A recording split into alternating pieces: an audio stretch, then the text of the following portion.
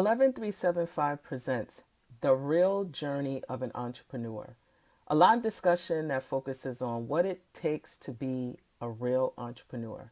We are excited to present to you a few courageous individuals who have consistently worked on their craft in the areas of finance, real estate development, mental wellness, the restaurant business, and economic development. They have taken a step of faith to make those dreams come true. We're kicking off this series tonight with a discussion about what it truly means to be a consultant, and we hope that you will join us live or view on replay at 11375. We thank you for supporting.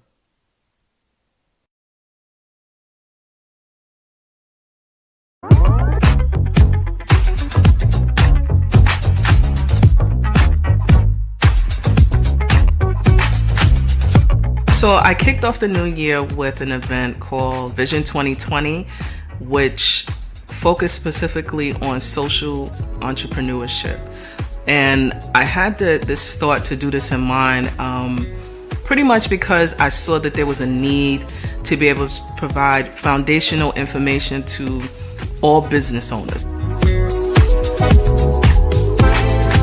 With this particular event, I thought it would be a great idea just to gather a group of individuals who were interested in starting a business, who wanted to learn the fundamentals of what it means to be in a nonprofit, and then also, if you wanted to start a for-profit business, the pros and cons of each one as well. The first thing you have to think about is, going through the phase of concept phase and writing everything down as you want it to appear and you visualize as you want your business to grow. And then on the back end, what we did is we added in a portion specifically for discretionary funding and how you're able to pull that funding in or apply for that funding with the respective politicians that are currently in office. Right now, what I'm really focusing on is anyone who is looking to really try something different in the realm of starting social entrepreneurship. I wanted to make sure that businesses, especially businesses of color, have that, resource and, foundation so that they could be successful long term.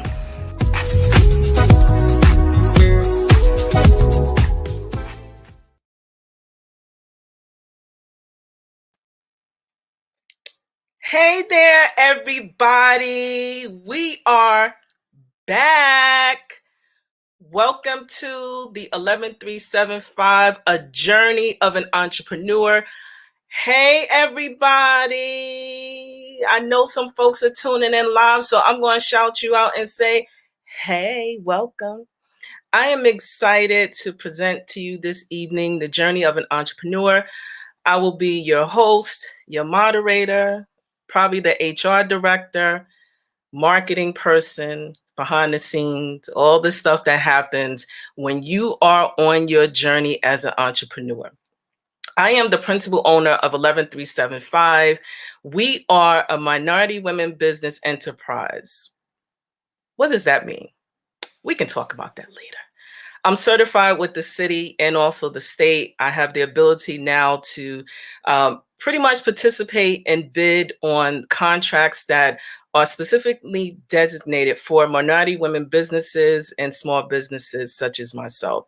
The designation does come with some additional requirements that we will unpack. If not tonight, we'll definitely have a full session that focuses specifically on what it means to add the designation to your business as a minority women business enterprise. But a little bit more about what I do. We are your local social business strategist that helps small businesses, large businesses to get our stuff in order. Because the truth is, what COVID has exposed about us, particularly businesses of color, that we have it together, but just not the formalization of our businesses. So that's what we do. We help with that. We help with business strategy. Right now, what I'm doing to help to fund some of my pockets right now is I'm teaching a group of wonderful young folks in Ocean Hill, Brownsville about entrepreneurship as a viable option. teaching them workforce development. We are talking about resumes and all that good stuff to help to prepare them to enter into the workforce. What I also do is I may look a little bit familiar. You may see me on the Brownsville Minute. I am a part of a wonderful collaborative that is hosted through a number of organizations. And out of the chaos of COVID and all these other things, that social injustice that has happened, the Brownsville Minute was born. It is something that came up as a need for the community, particularly in Ocean Hill, Brownsville, that we are concerned about residents getting information in a different format.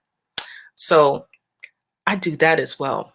But I also help with foundation. I also teach financial literacy and help other individuals get their finances in order. Because the truth is, again, one of the other things that COVID has exposed, particularly for small businesses, that, you know, our finances may not be where they need to be. So I am grateful to be on this journey and to be able to prevent conversations, real conversations. Like, you know, how is it that we're able to have a business pivot, even now, within the midst of a global pandemic? How are we able to start and develop and also take advantage of some of the financial opportunities that exist? I can share a couple of tips. At the beginning of this year, I, just like everybody else, had no idea that 2020 was going to be a beast of transition.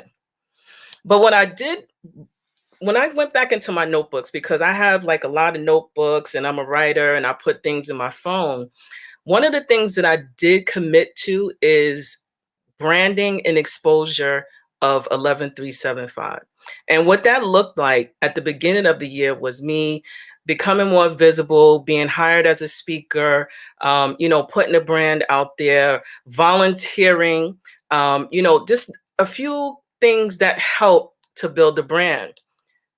What it turned into was that the one thing that I did accomplish, and even though the year is not over, is that I've actually accomplished that one goal, which is to brand and to become more visible. Doing little things like designing masks, right? So I have these little masks, 11375 masks, marketing, having t-shirts with the brand on it, marketing, volunteering, and never really saying no to folks who want to have me come speak, marketing. It's about making sure that I'm visible, even though it's really uncomfortable. My next guest and I, about 10 minutes before we got on, was talking about how nervous I am. I'm still nervous, even though I'm in the midst of talking live, talking about how we are building our personal brand. It's still nerve-wracking, keeps me humble and knowing that I really ain't got all my stuff together. But I'm happy to be able to share real live experiences that will help us all to be able to do really great things now. And if not now, prepare for our future as entrepreneurs. So here's what's so dope about this particular platform. I get to interview anybody I want to. Those that accept my invitation, because, you know, I'm not there yet, but I will be. And everybody gonna want to be on this show. But before I bring on my first guest for the evening, and actually as the start of this series, I just want to say thank you for joining. You know, you could be anywhere, hopefully safely in a house, right? That's where we should be right now. But you could be anywhere, tuned into anywhere, but you're really taking the time out of your schedule to learn together and grow together. So really quick tips, because I know that some of the things that we're thinking about is cash flow. What about cash flow? And how do we manage cash flow?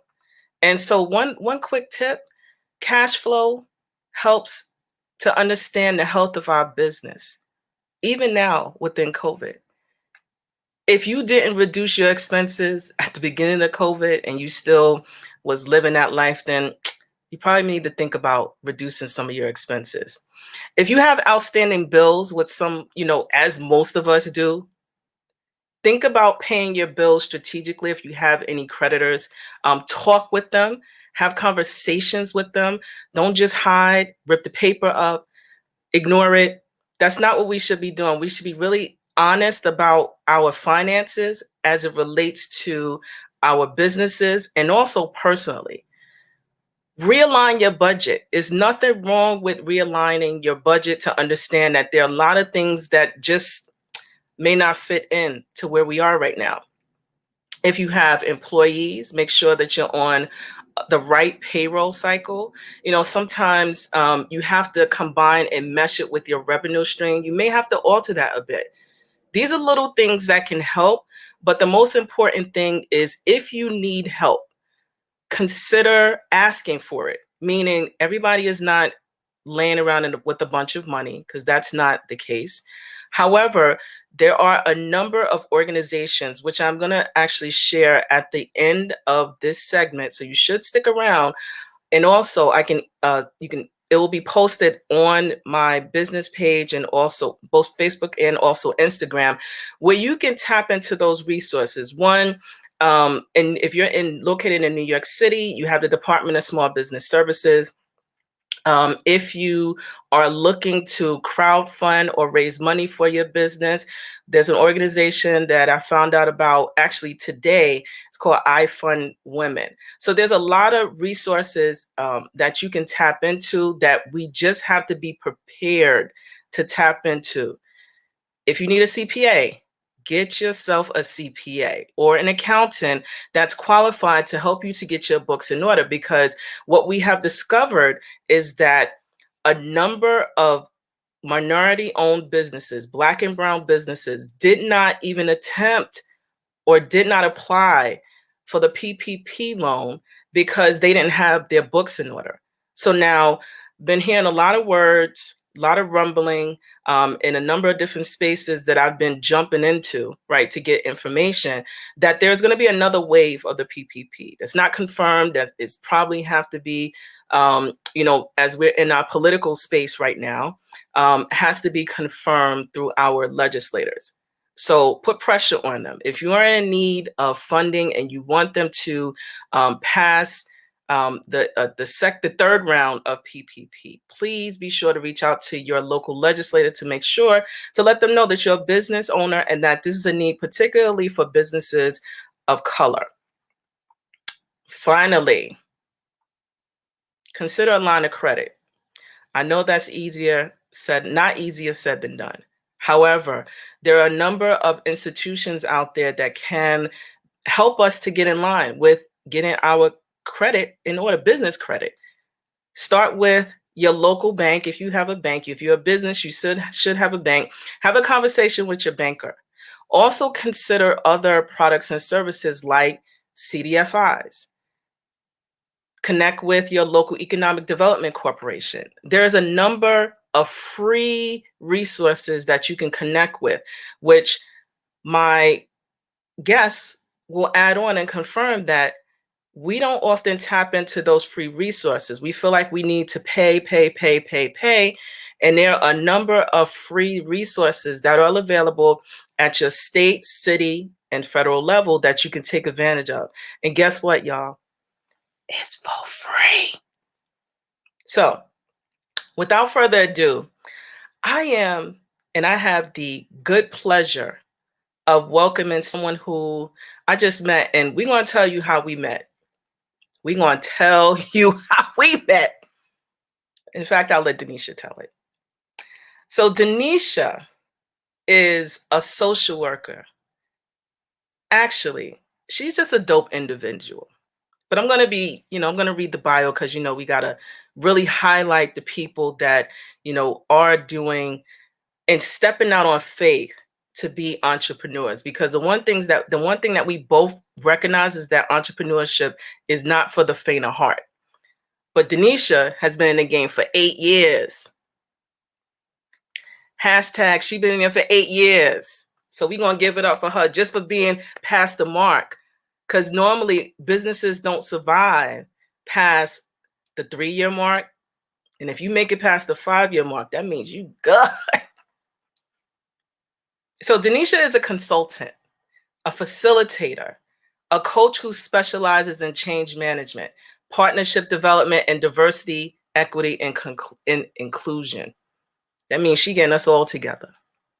She is also a professor at the Metropolitan College of New York and has taught undergraduate courses such as statistics, social welfare policy, critical thinking, community psychology, and values and ethics.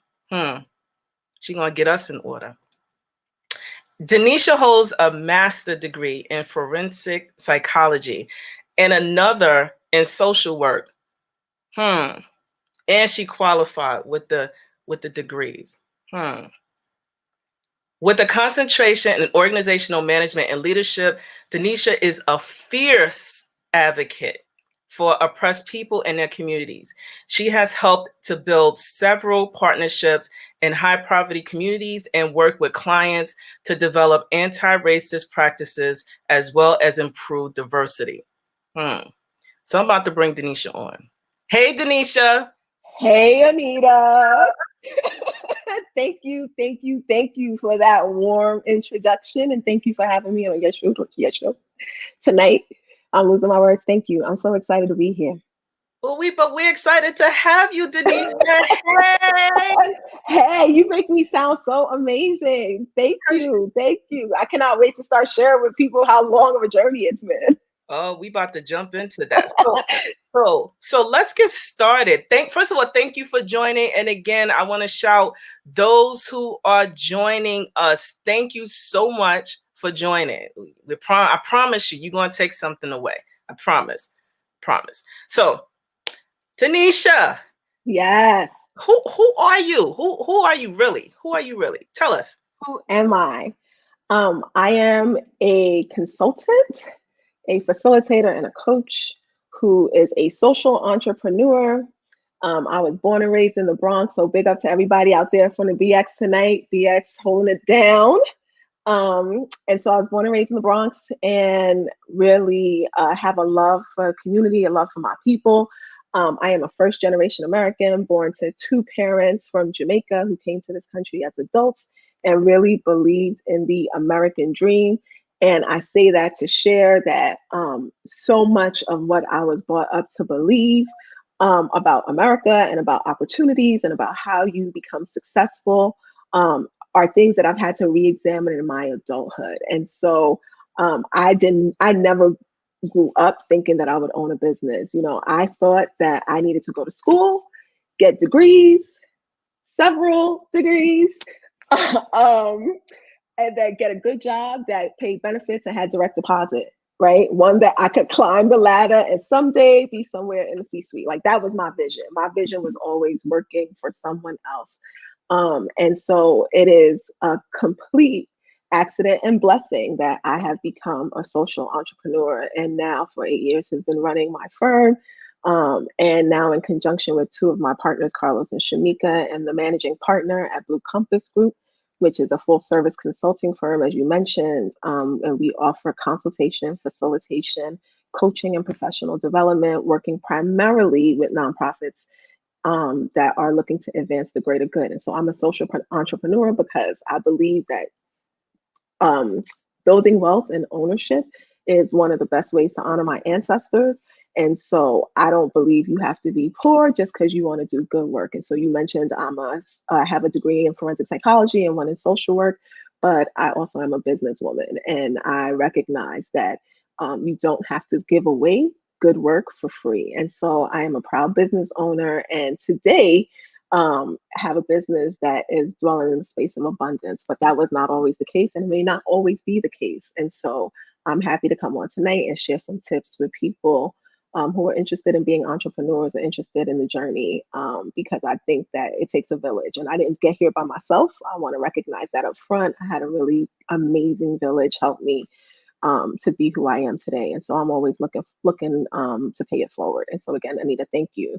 And I won't tell them the ratchet story of how we met. I'll let them, because I won't tell on you, but I'll let you explain a little bit about how we met, and why we have now become such an important part of each other's village.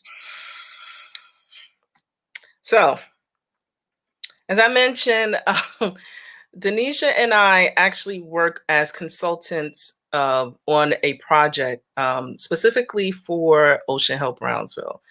And when I first met Denisha, Tell the truth. I was skeptical because not because I didn't really know who she was. She just popped up in my email talking about we need to meet, and I'm like, sis, like I didn't know who she was, what she was. Like I had no idea. I'm just like, I got a schedule. And she was like, oh, when you get a chance, and I'm like, ignore. So that was the first time. Then as we started to work and meet on this community collaborative that we're working on now, and at our first convening, I was verbally violent to her.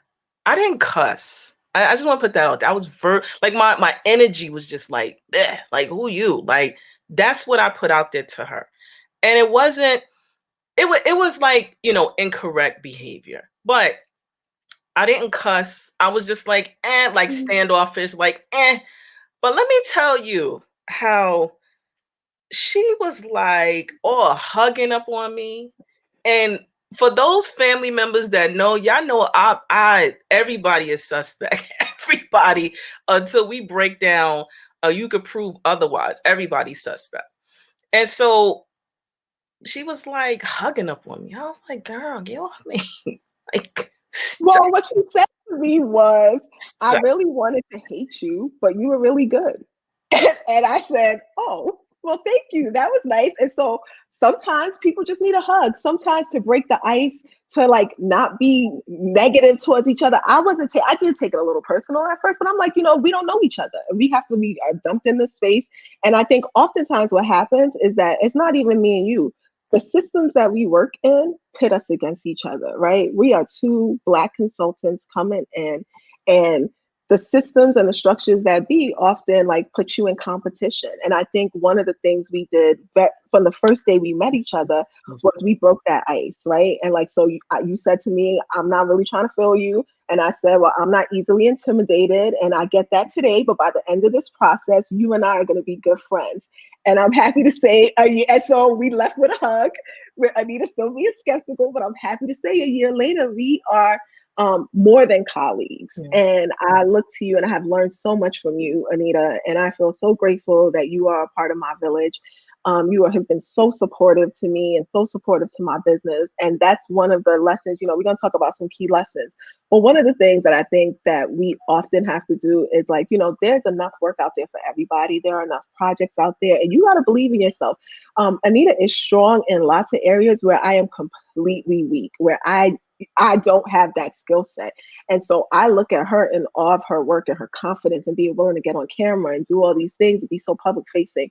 And that's not my niche, right? But I am someone who can plan and organize a transformational experience. I can help groups find consensus. I can help groups come up with a plan and get to action. And so those are skill sets that I bring. And so together we make one hell of a team. And so thank you, Anita, for being willing to be open and to learn more about me. But not only that, a year later, you are putting me on your platform and giving me a space to share about myself with others. And so this is what it really looks like. This is what village means. And it does take a village. And so again, grateful, very grateful for you. So I love Denisha. I'm putting that out there now. I love her. I think she's amazing. And I've said that in different spaces. And I'm not saying that just because I know, because sometimes we do the love fest. Oh, I love you, girl. I love you, girl. Now, but that's why we was honest. We started rocky, right? I have to warm up to people, and it takes some time. And that's because I have my own personal trauma that I have to unpack, that I'm working through, particularly in COVID. But I really want to talk about your business practice as a consultant, as a facilitator, as a coach. Like, how did you create that business? Like, why did you start that? And did you start off that way? No. So I will say, And this is something that I've had to come to. I am now a serial entrepreneur. I am on my fourth business in 8 years, or pretty much all doing the same thing. But what I will say, and we'll talk about tips, is adapting. My business has evolved over time. And I definitely have grown into the space that I'm in now. The business that I started trying to do is not at all what it looks like now. I'll share with you a little bit about the background, and then I'll share my screen and show you my website and give you an idea of what it looks like now. So when I started my business, I have a background in social work. I had been working at nonprofits around New York City for about 10 years in different capacities. I started as a case manager in a homeless shelter and did everything from working with people who were mentally ill and chemically addicted in different types of shelters, single adult shelters, family shelters. I was the director of an intensive case management program for people with chronic medical conditions. I also was the director of 2 supportive housing residences for people who were transitioning out of homelessness into permanent housing, who had been like long-term homeless. And so there, I had a really big background, deep background in doing social services around New York City. And what I found in that space is that oftentimes, one, there is a ceiling for people of color, right? Like you think that it's all about hard work and talent, and there is an underbelly definitely in the nonprofit world in New York City. And what I will say is that oftentimes what you find is that the nonprofits can and are well intentioned, but often perpetuates the systems they're trying to dismantle. And so as a staff person at a nonprofit, oftentimes you'd see things that are going on, and you go to the meeting and you're thinking everyone's going to say it and no one says it. And so like, I'm the one raising my hand. I'm the one really trying to like do the work and make meaningful change. And while I was there, someone who worked for me and then my supervisor both said, like, you are pouring your whole life into this. If you just poured a fraction of this energy into your own business, you would be a phenomenal success. And so it was a seed that got planted, and I should look them up now and make sure they know what they did for me. But for like the next 6 months, it was just buzzing in my spirit. And I think I was becoming more and more unhappy at work, more and more unhappy at work. And also beginning to understand like racial justice in America. And the idea that like I was raised to believe like you just had to go to school, you get degrees, you get a good job, and you'll be able to like be ambitious and you'll be able to be successful. And after following all the rules, getting multiple degrees, doing what everything that everyone told me to do to make myself successful, I was still living in New York City and was one paycheck away from being poor and being, housing insecure.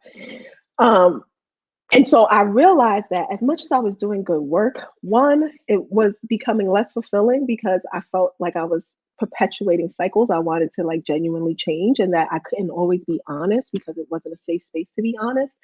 And I recognized that as long as I worked for skills, I would never really be on a path to wealth. And that the path to wealth in America is less about, and education is important, do not get me wrong. So please do not tweet me and say how Denisha said education is not good. But beyond that, um, ownership is the way to build wealth, right? So owning something. And so, like I said, I grew up thinking I was going to get a job. But as I started doing my job and as I started climbing the ladder, really fairly quickly, I got to like this director level, middle management level, and then knew like in order for me to get further ahead, the system would have to allow it. It wouldn't be based on my talent. It wouldn't be based on the hard work that I did. It would be based on whether or not a system would be like willing to let another Black woman like in. And so I kept talking to my family about it, and finally they're like, stop complaining about it. If you're going to start a business, start a business. And I will say, I started my business safe, what I would call safe. One of my tips for people is to start smart. That would be like tip number one is as you think about starting a business, start smart. I started safe. I had a family behind me, backing me up. My sister said to me, Denisha, you'll never be hungry, naked, or homeless. And like that really was a ticket and a license for me to be like, you know what, I could take this risk. And so for me, I came from a privileged space where I knew that if I completely messed it up, the worst that would happen is that my family would have to bail me out. And so I came from a very, very lucky space. And I recognize most people are not in that place. And so, that may not be for you. So I didn't necessarily start smart, I started safe. I started with my savings and my family behind me saying, do it. And so what I did was I quit my job. I wrote the letter and like decided whether or not I was going to turn it in for about 30 days. And then finally I turned in the letter and that was it. And so my plan was to work on my business for about 6 months, build a business plan, like work really hard. And then I would launch and it would be this phenomenal success. And that was not smart. There's so much that goes into starting a business and having one that is meeting the compliance and regulations. And so I really needed to do a business plan and have some clients before I quit my job. That's what I should have done. I should have completed a full business plan, tested my idea with some clients, and then got enough clients that I had too many clients that I couldn't keep a job, and then I quit my job. I did the reverse. I just quit the job and then really for the first year or two put a lot of pressure on myself and a lot of stress, and had many moments where I was like, I might need to get a job because this is not working out because I didn't properly prepare. And so tip number one would definitely be to start smart. So what else you got, Denisha? Because I know clearly when we're thinking about going through the complete process of a business, right? One of the things that you and I talk about often is that we have all these free services. When I mean there's an abundance of free services that a number of individuals do not take advantage of, not sure why. But talk about your finances and how like starting off is like you need to plan for those things. So we're not telling you to quit your day job, but let Denisha continue on. Yeah, I would definitely say do not quit your day job and just start a business. And so, this is meant for people to learn. So I'm going to be very transparent in this moment and tell you that when I resigned from the last place that I was working as a full-time employee, I believe I was making $80,000 a year. And I, you know, thought this is great. I have multiple master's degrees, 10 years, all these years of experience. I still felt that I was underpaid for the work that I was doing. And like in comparison to my peers who were making six figures, I was not making that. But, it sounds like it was good money. I will tell you that money in New York City goes very quickly. I'm sure many of you, especially those of you who live in New York, know that to be true. And so like I was making good money and I had money saved up, about $25,000. So not tons of money, but some money saved up. And I said, you know what? I'm going to take this shot. I'm going to believe in myself. I'm going to start this business. And what I will tell you is that money goes very quickly. One of the best things you can do for yourself is to make sure you get your finances straight. And not that my finances were jacked up, because they really weren't. But what I didn't do was prepare for and plan for how much everything would cost. And so I did things like I got an office and was renting an office for $800 a month for the first 2 years. Waste of money. I got an 800 number. I bought all this swag. I spent a lot of money on things that I would consider marketing and maybe like window dressing for the business, and not necessarily things that would generate income. There's a saying, you got to spend money to make money. My recommendation would be to spend money on things that are going to give you a return, that you are going to earn money on, or things that you have to spend money on to keep you in compliance, so that the government doesn't that you don't make money and now you have to pay a ton of fees and you can't actually benefit from the money you made because you weren't in compliance. And so you should, especially early on in your business or when your business is strapped for cash, you should be spending your money wisely and get your finances right. In order to be eligible for lots of the free services that are out there, one, they want your personal taxes and at least a year of your business taxes. And so I would recommend that if your personal finances need help, that you hook up with a group or organization. There are tons of them out there, Anita, and I can share some with you.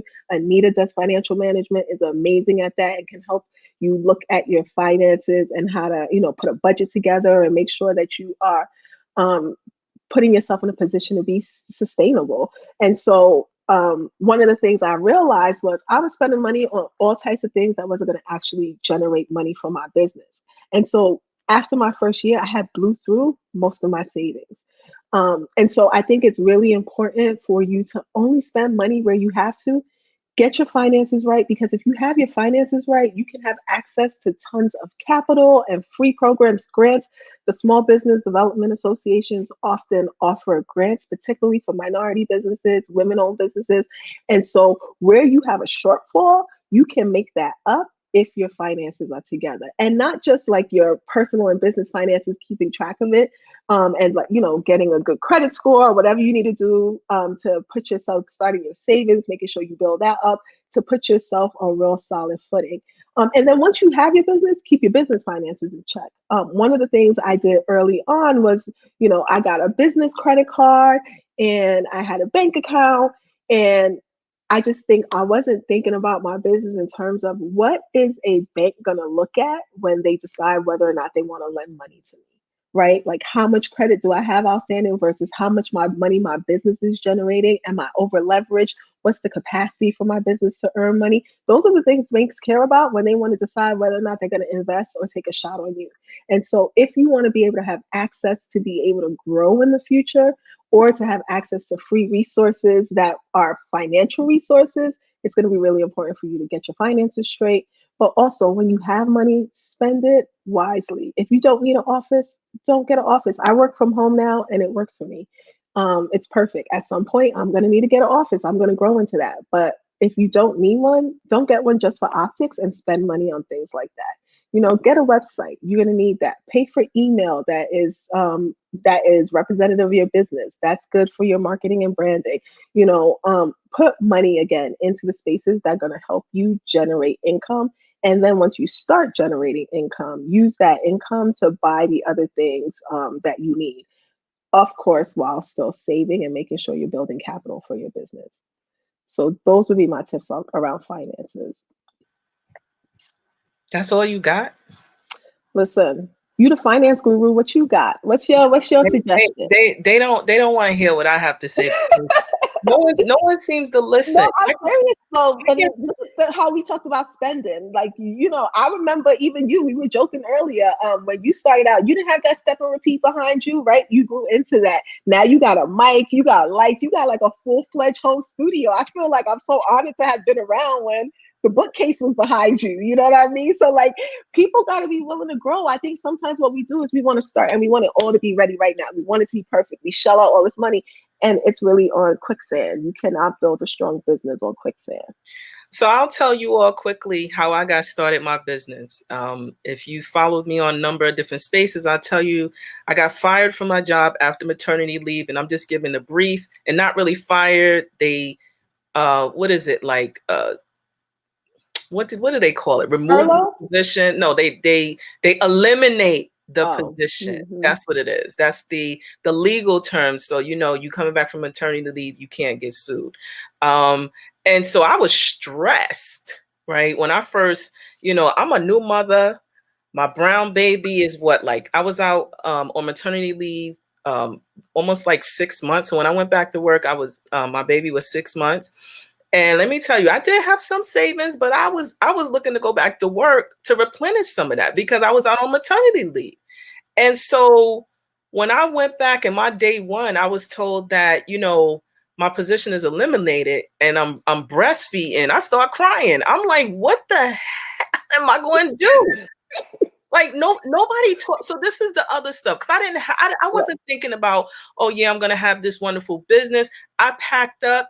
I pulled my hair back in my Afro bun and I was in spandex all summer until I was like summertime, and September came and everybody's going back to work and I'm still walking around my spandex breastfeed and people are like, they going back to work and I'm like, well, what I'm supposed to do?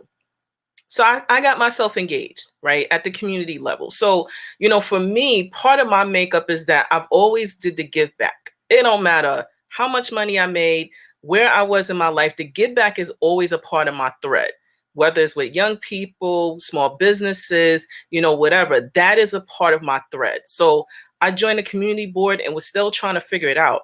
So once I put in my application for the community board at the Ocean Hill, Brownsville, I got my application, got accepted, and the community board chair put me to work. I had no clue about what it meant to be on a community board, but I do have skills, right? Yeah. So we at the request of the chairperson, was like, a few years ago we did a business forum. I was like, I got that. That was light work for me. I got that. I put it together, and it was like less than 3 weeks, pulled from my network to ask them to participate. And that is when I got my lesson, right? About what it means to be in business legally, making sure you have all of your documents and dots in order. Is not just having an LLC without doing the publishing, because I've run into a number of my clients.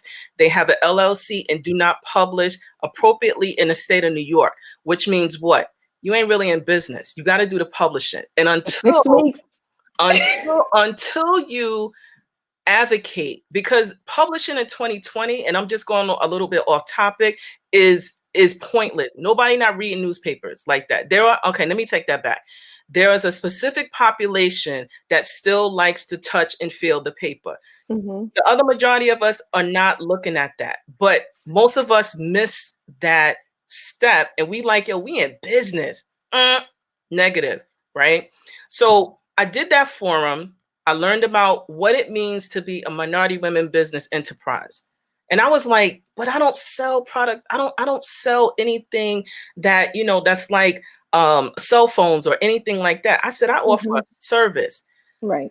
Gail Davis, and I want to shout her out, because she was one of the speakers, and at the time she was the director of the women's center at the LDC of East New York, the East New York Development Corporation. And she was like, yeah, you can get an MWBE because they have money and resources specifically designated at the city, state, federal level across all states that is specifically designated. Once you prove that you're able to connect in that space, you have this gold seal, that's what I call it, and you're able to now bid and exchange with the city and state because you got cleared, right? They didn't tell me that clearance would take almost a year and a half, right? Right? They didn't say that, but she put a buzz in my head, and she put it in my spirit, was like, yeah, you could get that. And it just took that. I started off as a sole proprietorship. I want to put that out there. I started off as a sole proprietorship, one of the basic business levels, business designations that you can start off as. I went downtown, brought my brown baby with me. We in spandex, or I was in spandex actually. Went down to the clerk's office, paid I think it was maybe, let's do like $120, right? And I had a business, opened up a business account. I didn't need an EIN number, because when you have a sole proprietorship, you do not need an EIN number because you don't have any employees, right? So I want to be clear. Everybody always say, yeah, get the EIN number, pay for it. No, if you're set up as a sole proprietorship, you do not have to do that in the beginning. Basic stuff, go down to the clerk's office, figure out the name, it's the Bloomberg form. I forgot the name of the form that you fill out for your designation, and pay your fees, make sure your stuff is in order, and also have a separate bank account.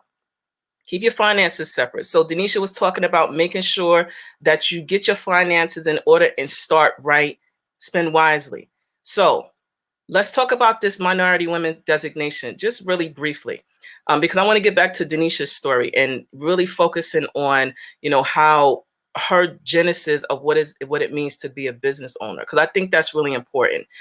But before I just want to let you know, I didn't pay anything for the certification. The only thing I paid for was the fees to get established with the state and also at the city level with the county clerk's office. I use the business solutions on Bond Street. If anybody from Brooklyn, it's on Bond Street.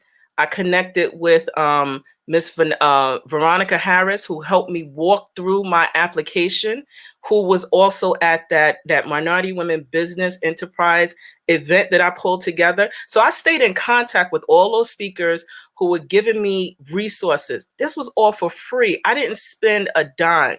The other thing I did do was I did invest in a website. But let me tell you something.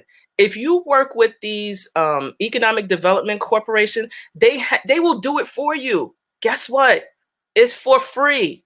I want to say that it is for free. The only thing I paid for was my domain name and my emails because I wanted to look legit. I didn't want to have a Anita.Pierce at, I can crack some jokes.com. I didn't want that. I wanted Anita at 11375 so that when people came and contacted me, that I was at least that legit. That cost me maybe $200, right? They built my first website. And now, as I've gotten more experience with understanding technology, websites, I've made some tweaks myself. I still have to budget because I want it to look more robust. So I'm actually planning to do a whole rebrand on the website, but that's not a priority. A priority right now is making sure that I'm sustaining my clients and making sure I utilize all the free resources that are out there. The Department of Small Business Services, if you're watching from New York City, but I'm sure that in other areas, your local municipalities have small business services, either through a chamber of commerce, through your local economic development corporations. They get funding for this to help us. They need the credit. So why not stick yourself in there and take advantage of it? It's for free. I'm going to say that it is for free. I have absolutely no shame in telling everybody that I took advantage and am still taking advantage of free resources because that's what we put our tax dollars in. So I'm going to pause a bit and just say that take advantage of the free resources. I didn't get here because I spent a whole heck of a lot of money. I took advantage of the resources that are out there. There is no shame. And everybody who is live here now should consider, and don't be ashamed, connecting with your local economic development corporation, connecting with another consultant to just kind of like, create collaboratives, and don't be afraid to do so, but take advantage of the free stuff. And I'm going to pause because Denisha needs to give some more tips, but thank you. Listen, that is a really important tip. I think free is good. There's going to be a lot of things you have to spend money on as a business owner. And so as much as you can get help, you want to do that. And so I'm going to share just a couple of more tips. I know that we are going to get close to time soon. And so I want to make sure that I run through some additional tips. We talked about starting smart, getting your finances right and spending wisely. Another thing that I would recommend is to collect, store, and protect your evidence. It is one of the biggest things that I regret from early on when I started doing this work as a consultant is that so much of my work now, when I go to other meetings, I go to conferences, I sit on a webinar, and I'll see the template of something that I created years ago that people are still using, still utilizing. I go into meetings and a facilitator's agenda, the template that I created, people are using it. And so what I will say is that I have, and I got paid for that work, but if I knew that that work would be having legs for years and years and years, I probably would have charged something differently. And so not only do you want to build credibility, particularly as a consultant, it's really important for me to have credibility and to have evidence of my work so that when I want to get new business, I can demonstrate my receipts. It's also important for you to protect it and to make sure that, there is a difference, that you understand the difference between ownership and attribution. And so there are differences between how you work with a client. So for me, there may be times where I create a tool and I create it because the client hired me to create that tool. The client owns that tool, but that doesn't mean that I shouldn't be attributed as the creator of the tool. So I'll give you an example. Think about the newspaper. And someone takes a photograph, a photojournalist works at the newspaper, takes a photograph. The newspaper may own the photo because they did it while they were working at the newspaper, but you'd never see that photo without the name of the person who took that picture. It's always going to be there because it gets attributed to them. The same thing with the article. You write an article, it may live under the masthead of a newspaper, but the author of the article is on the byline because you want to know who created this work. And so one of my biggest regrets is that for lots of my early work and my intellectual property, I didn't protect it. I didn't put my logo on it. I just slapped my client's logo on it. I didn't archive it. I didn't create templates. And so don't give your work away. There is a different, and it moves to like how much you charge for something, right? Like, don't undercharge. There are going to be times where someone says, we want to own this product. We want you to create something for us and we want to own it. Well, that comes at a premium cost. You don't charge the same price to create something that someone's going to own and use and make money off of for a long time and not be able to benefit from that. And while you may not own it and you may not get royalties as if it's music and they play your song and so you getting a cut out of it, at least whoever sees it knows where it came from and knows that you created it. And that helps to build your brand and your credibility and bring you potential business in the future, right? So 2 years from now, if one of my decks are out there and someone sees it and they see, www.denisha.com, they know exactly where to go. That is free marketing that I don't have to do anything for, but that might get my name out there and get it into the eyes and hands of another potential client. And so please learn the difference between ownership and attribution. If you're going to let someone own your work, definitely charge premium for it. But even if you are going to own it and they're going to use it, your attribution should always, always, always be present. And again, do not undercharge. Another thing that I learned is that I wasn't charging enough. When I started out, I was so happy to have someone just hire me.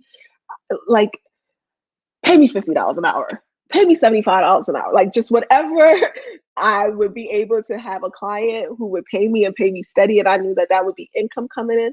I kind of was like, sure, and not negotiating my price. And what I did was for too long undersell myself. I spent years working and providing quality services to people and being underpaid and undercompensated.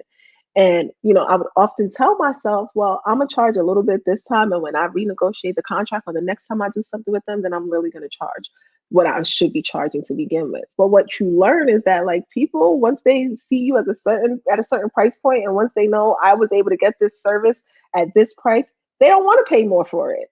They'd much rather pay more to the new consultant coming in than to pay you who they've been paying at a certain price point. And so don't undercharge. Know your value and charge what you are worth, particularly if you are a person of color. If you are a person of color, if you are a Black person, you need to be compensated and well compensated for your work. If you are bringing skills, if you are helping and a knowledge base, if you are helping people to develop themselves or you're providing whatever good and service you're providing, don't undercut yourself. Get paid what you deserve. That is like one of the biggest messages that I can give to people. And sometimes, you're in a space where you're like, I just need some money. That should not be your practice. You really, and if a client, the first thing they want to do is talk about how much it costs, that's a red flag. Like, frankly, if you went to a job interview, the first thing you wouldn't say is like, well, how much is it, right? Like, we know that's baffling. You might wait to the end. You might talk about it at the next interview.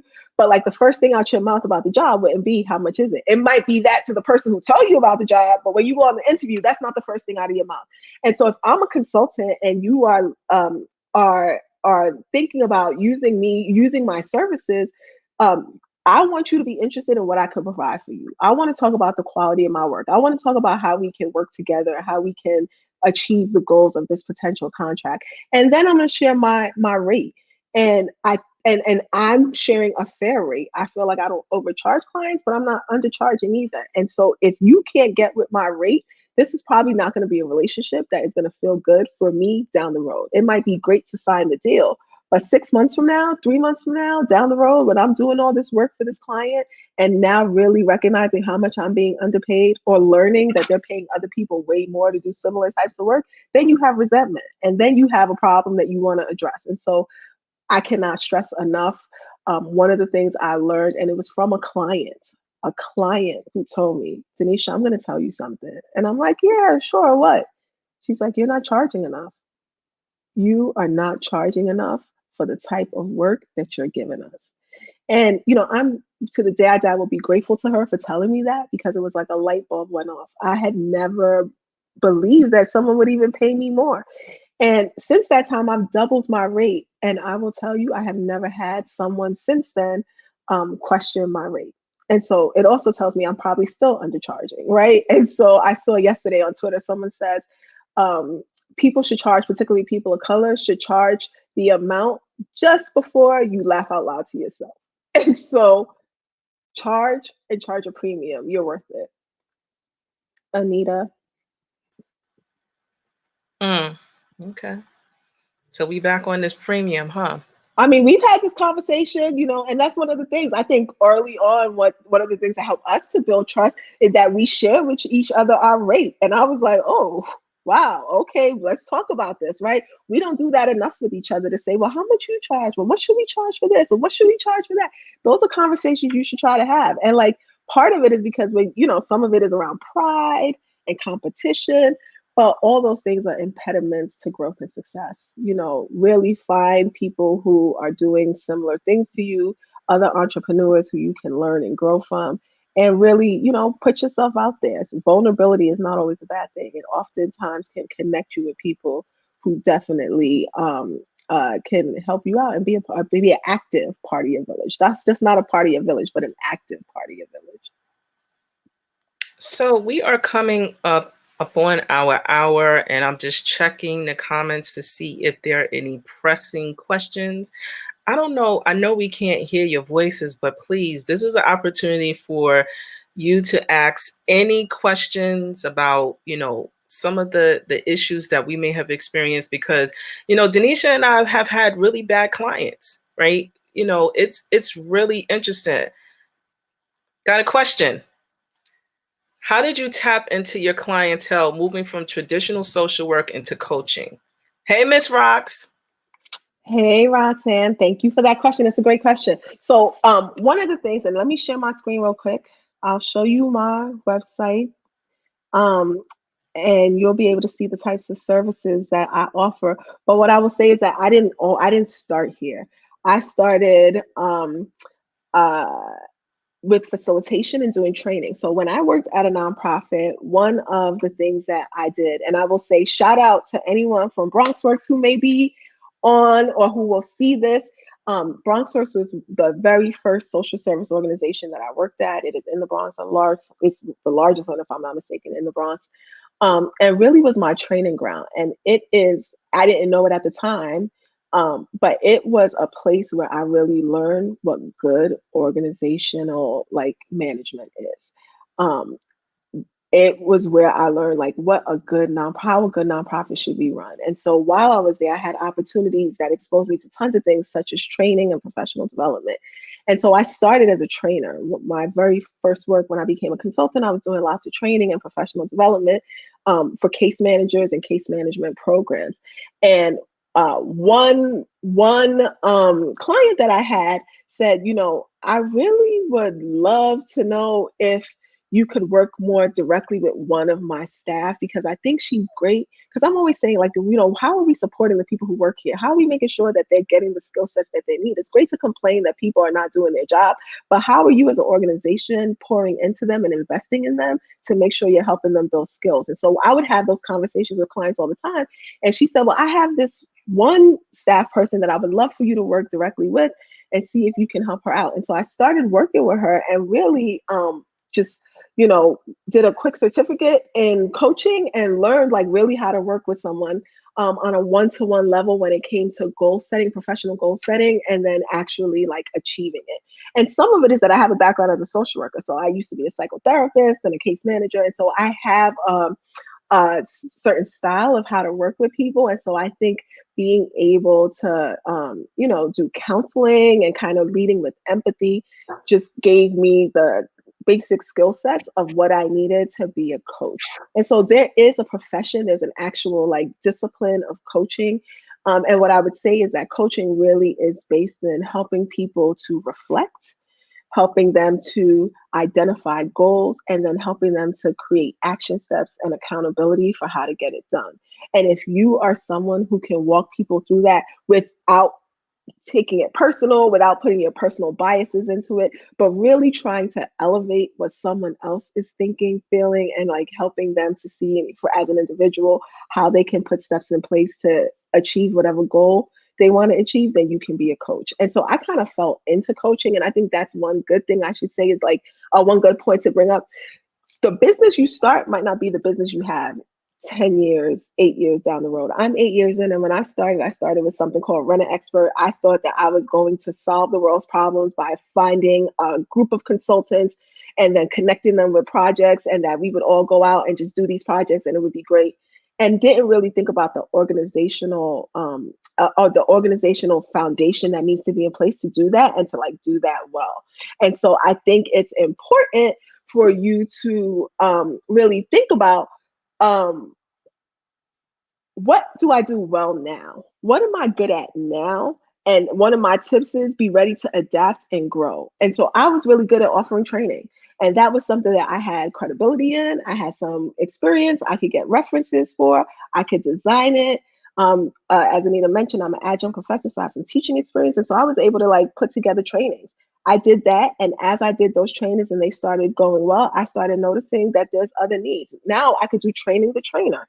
I can help other people learn how to like facilitate trainings. And then from that, started working closely with organizations. And then they asked me, like, could you coach this one person? And so some of it is also just believing in yourself and recognizing that your business needs to be able to grow, and to think about that early on. What are the things that I'm good at right now? And like, what are the types of things I would like to do in the future? And so that's how I went about it. I'm a licensed social worker. And so I have a master's degree in social work and I'm licensed. And as I mentioned, I provided psychotherapy for quite some time before, early on when I became a consultant. And so I had some background in that made being able to do coaching, which is not clinical. Being a psychotherapist is a very clinical experience. Coaching is not clinical. It's not about trying to figure out mental health and all those things. It really is about action planning. And so that's what I was able to do. So Ebony asks, what was the certification that you received? Hey, Eb. Hi, Ebony. Thank you for joining us. So I received like I said, I'm a licensed social worker, and then I went to NYU and received a postmaster's certificate in professional coaching.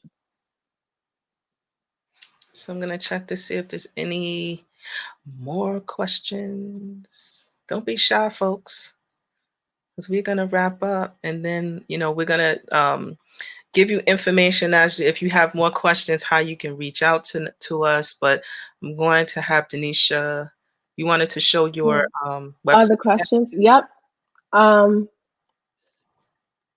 So as you can see here, it says, these are my services. As I mentioned, I'm a consultant. And so I offer a variety of consulting services in conjunction with my partners at Blue Compass Group, where I am the managing partner. And so we do strategic planning, we do facilitation, and then we also offer retreats. And so if you're interested in retreats for your organization or for your group, we offer transformational experiences by way of retreats. I do lots of work related to diversity, equity, inclusion, and race equity. That is a big thing happening right now.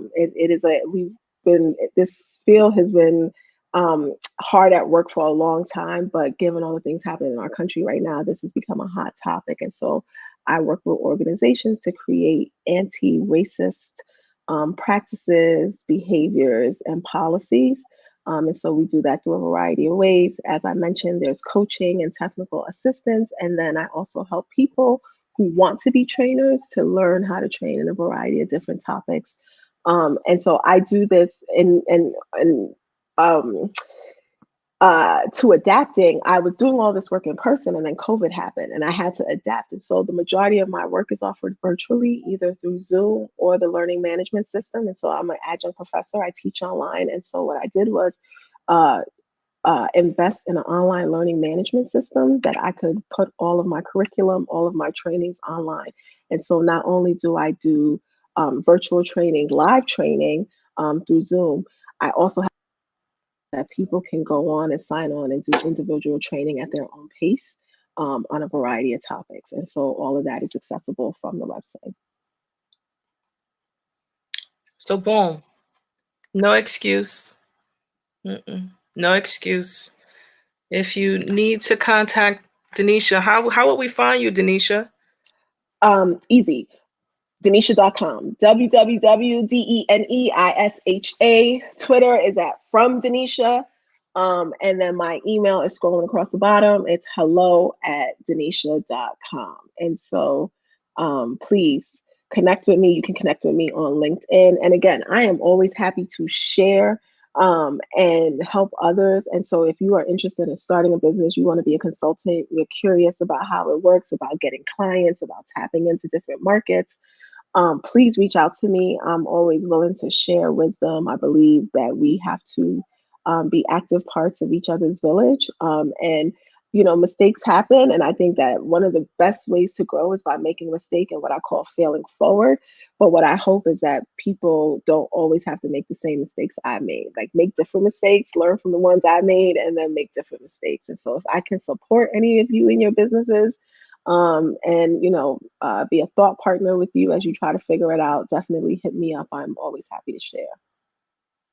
And if you know anyone who's looking for retreats, a trainer who wants to bring in a consultant to do work around diversity, equity, and inclusion, if you are interested in being a trainer yourself and you want some professional development around training, please let me know. I'm definitely happy to help.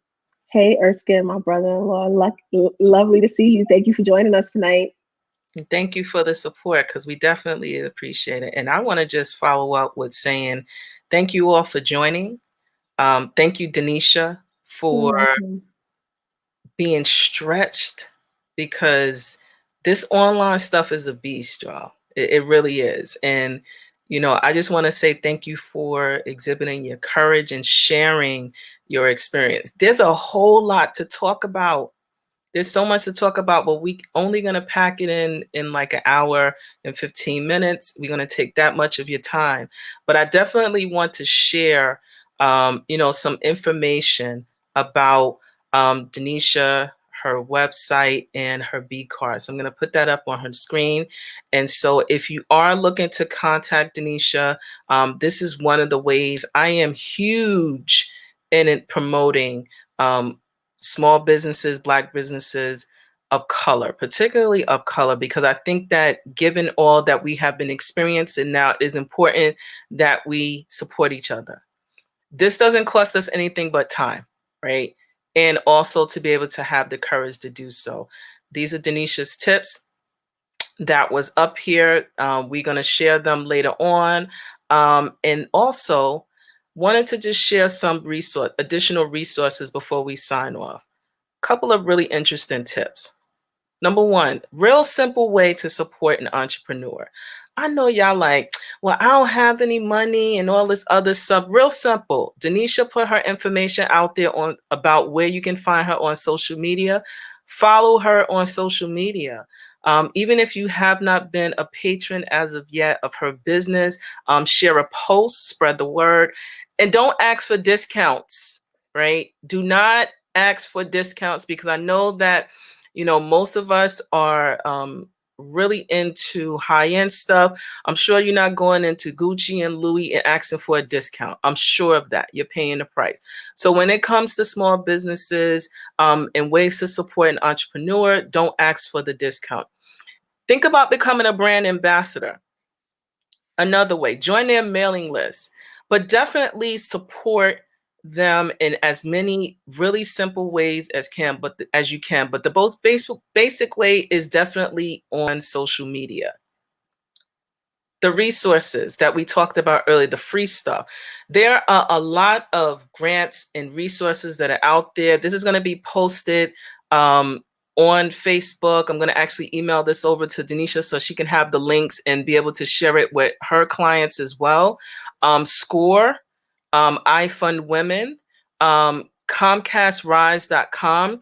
But I also wanted to drill down a bit, because there was a summit with Black Enterprise. Now, I know that we're in the space of COVID and most of us are not doing traveling, but they have an online virtual summit that's happening today and tomorrow. And guess what? It's for free.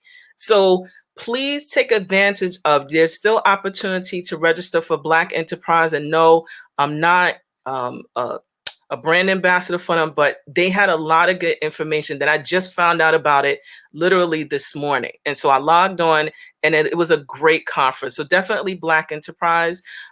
We have like the SBA, the Chamber of Commerce's, and also when you are thinking about the loans.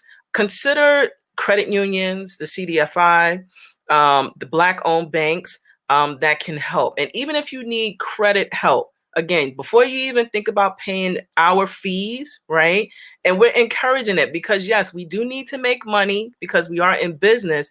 But if you're not at the level where you want to be a patron of our businesses, we humbly encourage you, get the free stuff.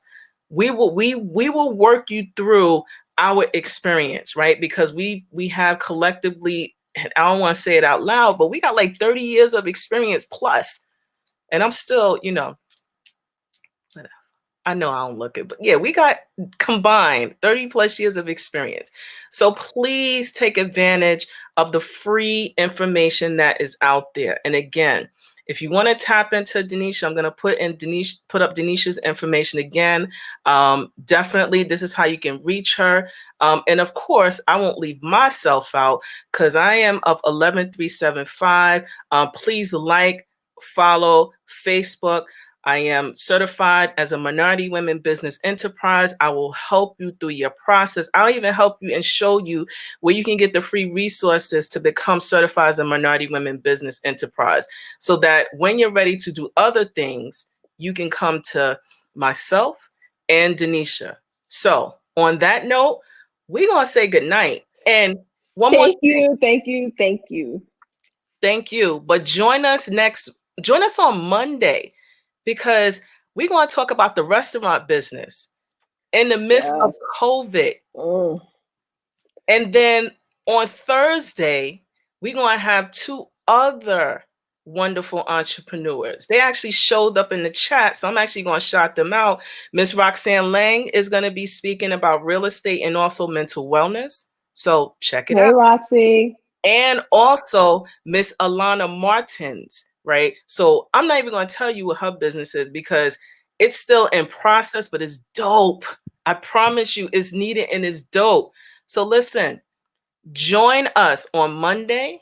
We're going to have the owner of Essie's restaurant in Poughkeepsie. Yes. Chef Brandon Walker is going to be joining us, and he's going to give us some insight through COVID, how to keep his restaurant afloat. And the food is good too. The food is good. And then on Thursday, we're going to be joined by Miss Alana Martins and also Miss Roxanne Lang. So stay tuned because guess what? This information is free too. So thank you so much for joining. Thank you, everyone. Good night. Good night. Please stay in touch. Thank you. Thank you, Anita.